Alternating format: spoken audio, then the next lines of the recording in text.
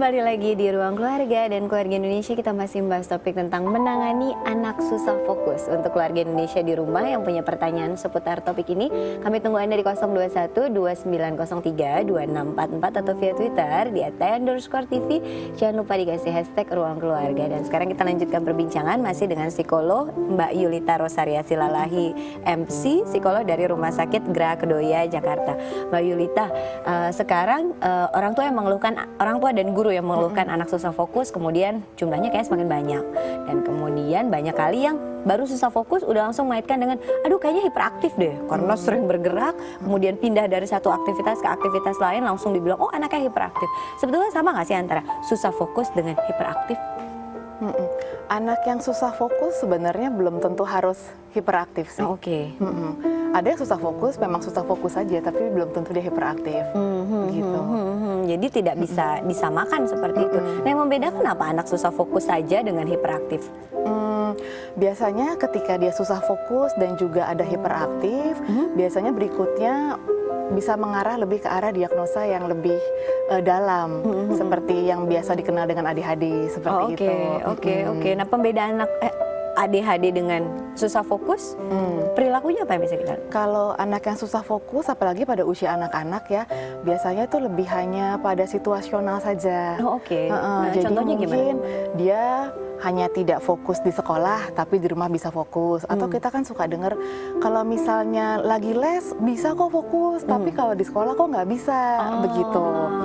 Nah, sementara kalau misalnya yang memang sudah anak kebutuhan khusus, kategori seperti ADHD, dia di berbagai settingan tempat, di berbagai situasi itu memang susah fokus. Jadi lebih dari satu area, lebih dari satu settingan itu dia memang susah fokus, dan itu berulang-ulang kali memang begitu. Ditambah biasanya kalau ADHD dia juga ada hiperaktifnya, ada impulsif juga. Kalau anak yang hanya susah fokus sih biasanya tidak ya.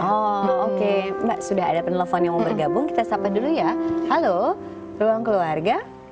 Selamat siang. Selamat siang, dengan siapa di mana Ibu? Saya Yuli di Bogor. Baik Ibu Yuli, langsung pertanyaannya. Iya, saya punya anak kelas 5 SD. Waktu TK dia kurang fokus ya. Jadi kalau diberi tugas oleh guru, dia lebih senang memperhatikan teman-temannya. Lalu kelas 1 sampai kelas 4 SD itu dia bisa mengikuti pelajaran. Cuma untuk mengerjakan itu agak lama, jadi butuh waktu yang lama untuk mendapatkan hasil yang baik gitu. Nah di kelas 5 ini sudah agak baik, lebih cepat, tapi kalau dilihat dengan seusia teman-temannya itu masih kurang, bisa dibilang seperti itu. Nah, baik, pertanyaan Ibu. Mengatasinya bagaimana?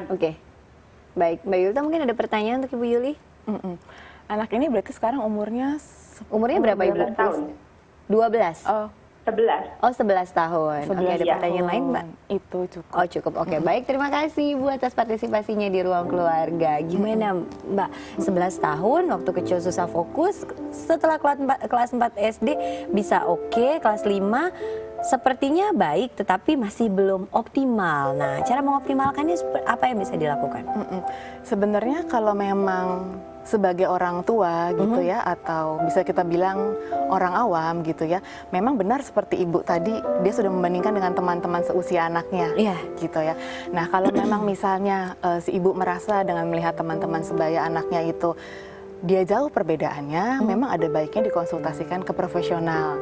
Karena kalau sampai memang dinilai butuh untuk ada suatu intervensi, itu biasanya para pihak profesional yang lebih bisa memberikan intervensi yang cocok, yang sesuai begitu. Tapi kalau untuk di sekolah atau orang tua mungkin bisa dengan di sekolah itu mengurangi distraksi. Atau misalnya posisi anak di kelas duduknya misalnya agak ke depan supaya distraksinya berkurang. Karena kita juga harus lihat apakah waktu kelas 1, kelas 2 itu misalnya wali kelas atau guru di kelas ada 2-3 orang.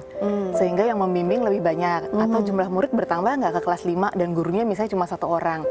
Jadi anak itu kan akan lebih tidak terlihat, tidak termonitor oleh guru. Karena untuk anak-anak yang memang sulit konsentrasi biasanya butuh instruksinya diulang, butuh diingatkan lagi. Nah, apakah waktu sebelumnya pas dia kelas 1, kelas 2 SD itu ada memang istilahnya asisten guru yang memang fungsinya itu muter misalnya ngelihat diingetin lagi, dikasih instruksi ulang, bisa jadi karena itu juga. Nah, kalau simulasi yang bisa dilakukan oleh orang tua sementara dengan kondisi yang seperti ini apa, Mbak?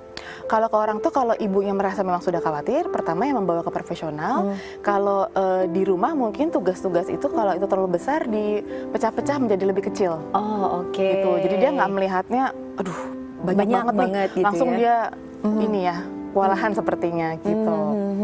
Jadi lebih kecil-kecil dipotong-potong gitu. Oke, mudah-mudahan jawabannya bisa membantu menyelesaikan masalah yang tadi dihadapi oleh Ibu Yuli di Bogor. Mbak Yulita, kita lanjutkan bincang-bincangnya. Kalau berbicara mengenai susah fokus pada anak, selalu erat kaitannya dengan gangguan tumbuh kembang. Selalu begitukah? Iya. Biasanya begitu, apalagi kalau susah fokus pada anak usia yang masih tumbuh kembang, usia masih balita ya. Karena kan memang usia balita itu anak punya tugas untuk bertumbuh dan berkembang, ada tahapan perkembangannya yang harus dia kuasai. Contoh misalnya aspek bicara. Untuk bicara kan anak itu perlu mengamati juga nih. Kalau saya mau bicara, mengamati misalnya dengar suara mama atau dengar mulutnya mama, butuh interaksi juga. Nah, kalau dia hilang kemana-kemana gitu, dia nggak bisa memperhatikan, otomatis itu akan mempersulit dia ya. Jadi makanya biasanya anak yang susah fokus biasanya berikutnya nanti keluhannya terlambat bicara. Biasa begitu juga gitu. Iya. Kemudian berikutnya ketika SD, berikutnya masalah belajar. Di sekolah misalnya ya seperti ibu tadi gitu, menyelesaikan tugasnya lambat, lama. Jadi kan penguasaan akan hal-hal akademis, pembelajaran menjadi sulit kalau begitu berarti kan. Artinya memang penting banget ya bagi orang tua untuk bisa mendetek itu lebih dini supaya treatmentnya bisa diberikan lebih awal sehingga akhirnya masalah-masalah kelanjutannya pun tentunya jadi bisa lebih dicegah gitu ya, Mbak ya. Wow, menarik ya keluarga Indonesia di rumah. Mungkin keluarga Indonesia di rumah sudah ada yang punya pertanyaan juga seputar topik ini. Boleh keluarga Indonesia, kami menunggu Anda di 021 2903 2644 atau via Twitter di @t_tv. Jangan lupa dikasih hashtag Ruang Keluarga. Kita lanjutkan perbincangannya selepas satu lagu kembali dari Kak Bosko. Silakan, Kak.